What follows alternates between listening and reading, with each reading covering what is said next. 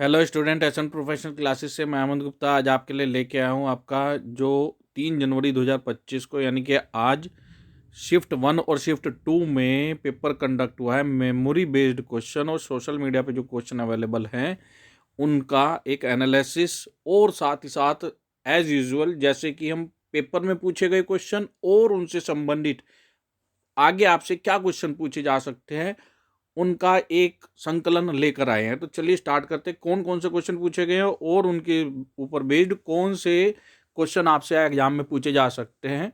तो higher education unit की बात करें तो हायर एजुकेशन सेक्शन से आपसे पूछे गए हैं एंशियन यूनिवर्सिटी से संबंधित क्वेश्चन पूछा गया है, कमीशन एंड कमेटी से रिलेटेड क्वेश्चन पूछे गए हैं और डिस्टेंस लर्निंग यूनिवर्सिटी से संबंधित क्वेश्चन पूछे गए हैं।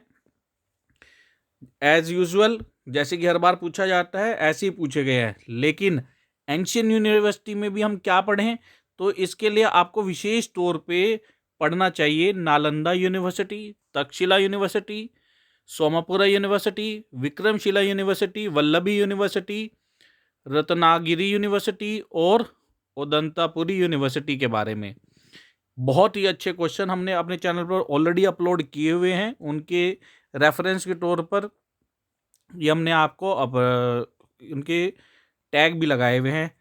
इन वीडियो को आप जरूर देख कर जाएं, इनसे संबंधित प्रीवियस ईयर एग्जाम में भी क्वेश्चन पूछे जा चुके हैं और आगे भी आने की संभावना इनसे रिपीट होते हैं। नेक्स्ट है आपका आईसीटी सेक्शन से संबंधित क्या क्या क्वेश्चन पूछे गए हैं। तो सीपीयू से संबंधित क्वेश्चन पूछा गया है, वेब 2.0 से संबंधित क्वेश्चन पूछा गया है, बाइनरी और डेसिमल से संबंधित कन्वर्जन से संबंधित क्वेश्चन पूछा गया है। और अगर आप हमारे रेगुलर यूजर हैं तो आपने देखा होगा कि अभी लेटेस्ट भी हमने ये पेपर 1 से संबंधित इंपॉर्टेंट क्वेश्चन की एक लेक्चर वीडियो अपलोड की थी, उसमें से डायरेक्ट क्वेश्चन पूछा गया है। तो अगर आपको ये कन्वर्जन नहीं आता है या ट्रिक नहीं आती है, इसको किस ट्रिक से कैसे सोल्व करना है, तो वो भी हमने बहुत अच्छे तरीके से उसके अंदर समझाई है, आप उसको जरूर कर लेंगे। इसके अलावा आपसे आईसीटी में एंड्रॉयड से संबंधित क्वेश्चन पूछा गया है, एमएस एक्सेल से संबंधित क्वेश्चन पूछा गया है। बेटा हमने देखा था इससे पहले अटेम्प्ट में भी री एग्जाम जो कंडक्ट हुआ था उसमें भी एक्सेल से संबंधित क्वेश्चन पूछे गया है, और इस बार जनवरी में जो कंडक्ट हुआ आज पेपर 3 जनवरी को, इसमें भी क्वेश्चन पूछा गया है। तो एमएस एक्सेल को बहुत अच्छे से करके जाएंगे। इसके अलावा आपसे इंटरनेट कनेक्शन से संबंधित क्वेश्चन पूछा गया है। अब इन क्वेश्चन को देखते हुए आपसे रेफरेंस के तौर पे क्या क्वेश्चन पूछे जा सकते हैं उनको भी ध्यान रखेंगे। जब आपसे बेटा आज वेब 2.0 के बारे में पूछा गया है जो किससे संबंधित है, specially reading and writing content से संबंधित है, तो आपको वेब 3.0 भी पढ़कर जाना चाहिए। वेब 3.0 किसके संदर्भ में है? क्रिएटिंग कंटेंट से संबंधित है, तो आप इसको जरूर करके जाएं। इसके अलावा जब बेटा आपसे माइक्रोसॉफ्ट एक्सेल के बारे में पूछा गया है तो आपको वर्ड के बारे में पढ़ के जाना चाहिए, पावर पॉइंट के बारे में पढ़ के जाना चाहिए।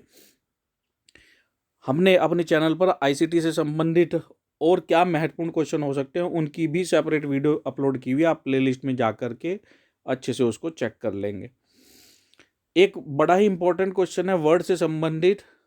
वैसे तो हमने वीडियो डाले हुए हैं, लेकिन आपके लिए शॉर्ट वे में एक इम्पॉर्टेंट क्वेश्चन वर्ड से संबंधित एक मेल मर्ज टॉपिक है। मेल मर्ज क्या होता है? मेल मर्ज होता है जब एक प्रकार की मेल हमारे को कई यूजर को भेजनी होती है, बस हमारे को उनका नाम चेंज करना है लेकिन टॉपिक सबका सेम रहे, है ना। तो उस केस में मेल मर्ज ऑप्शन का प्रयोग किया जाता है। वहाँ पे क्या होता है, एड्रेस बुक में एड्रेस एक बार में डाल दिए जाते हैं, अपना मेन टॉपिक हमने एक बार में टाइप कर दिया और उस कमांड को चला देंगे तो ऑटोमेटिकली 1 बाय 1 यूजर के नेम और एड्रेस के साथ वो टॉपिक अटैच हो जाएगा। इससे क्या है, हमारी समय की बचत होती है।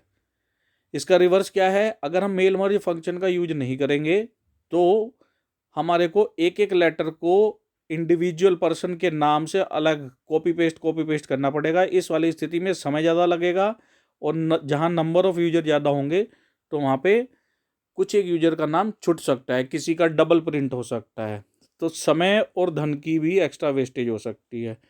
तो ये एक टॉपिक है वर्ड का मेल मर्ज का, अक्सर एग्जामिनेशन में पूछा जाता है, तो इसको आप अच्छे से तैयार कर लेंगे। नेक्स्ट है आपका टीचिंग एप्टीट्यूड से संबंधित। टीचिंग एप्टीट्यूड से संबंधित आपसे क्वेश्चन पूछे गए हैं। सिंटैक्सिस मॉडल ऑफ टीचिंग से संबंधित पूछा गया है, इवैल्यूएशन बेस्ड को पूछा गया है, इंक्वायरी बेस्ड मॉडल और मॉक से संबंधित आपसे क्वेश्चन पूछे गए हैं। रेफरेंस के तौर पर बेटा सिनेटिक्स मॉडल किससे संबंधित है? टीचिंग मॉडल इसको डेवलप किया था जॉर्ज और विलियम गॉर्डन ने 1961 में। ये हमने लिख भी दिया है, आप इसको अच्छे से तैयार कर लेंगे। इसके अलावा आपको अपने आगे आने वाले एग्जामिनेशन के पॉइंट ऑफ व्यू से कैरेक्टरिस्टिक्स ऑफ द सिनेटिक्स मॉडल पढ़कर जाना चाहिए। फॉर्मेटिव इवैल्यूएशन को अच्छे से तैयार करके जाए, क्लासरूम कम्युनिकेशन को करके जाए, और teaching skills different teaching skills को भी आप पढ़कर जाए, जिससे ताकि आप पेपर को अच्छे से बना पाए। नेक्स्ट देखते हैं प्यूपिल डेवलपमेंट एंड एनवायरनमेंट यूनिट से संबंधित क्या क्वेश्चन पूछे गए हैं। बायो फॉर्मेशन से संबंधित क्वेश्चन पूछे गए हैं। वेस्ट मैनेजमेंट से संबंधित आपसे आज के शिफ्ट में क्वेश्चन पूछे गए हैं। प्यूपिल डेवलपमेंट एंड एनवायरनमेंट की पॉलिसी रिलेटेड कुछ एक क्वेश्चन थे। पॉल्यूशन से संबंधित क्वेश्चन पूछे गए हैं। तो इन सभी टॉपिक को आप अच्छे से करके जाएं, क्योंकि अक्सर देखा गया है कि जो क्वेश्चन पूछे गए, जो मेन टॉपिक पूछे गए, उन्हीं टॉपिक से रिलेटेड घूम फिर के आपसे क्वेश्चन बनते हैं, और इनसे संबंधित अलग रेफरेंस के तौर पे आपको COP 25, पेरिस एग्रीमेंट, MDG और SDG से संबंधित आपको क्वेश्चन भी करके जाने चाहिए।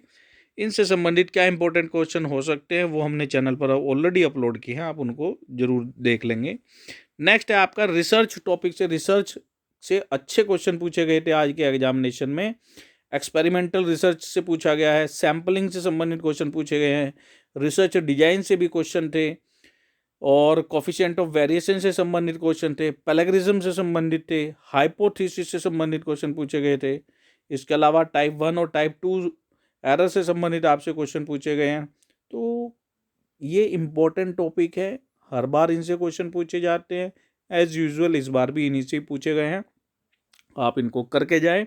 इसके अलावा fundamental research, applied research, experimental research और API स्टैंडर्ड से संबंधित आपको ये टॉपिक भी आपको कवर करके जाने चाहिए। आगे आने वाली शिफ्टों में इनसे क्वेश्चन आने की पूरी संभावना है।